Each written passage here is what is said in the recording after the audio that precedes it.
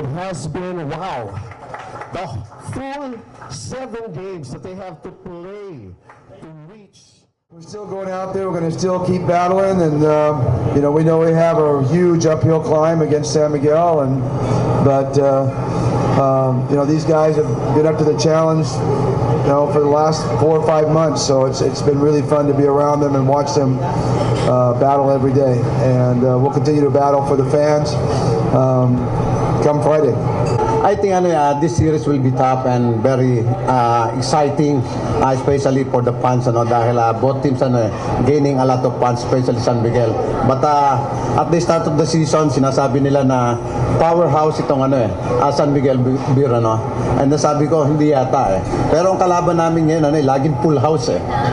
Yan Powerhouse kayo, sila full house. Kaya Okay. I think maganda makikita ng manonood sa amin. Masaya kami na nandito kami sa finals, but our job is not yet done.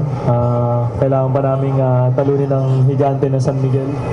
So it's gonna be for sure we're gonna battle, and for sure it's gonna be a fun and exciting series. Hopefully kaya namin ng short series, pero I'm sure mahabang series to, game 7, so mag-enjoy lahat. Magiging exciting itong game na to because we all know that Coach Tim Cone is sa magaling na coach, so sabi nga namin sa team namin need to be ready kasi every game is probably sobrang nahirapan kami sa to context sa mag-adjust dito, kailangan maging patient kami.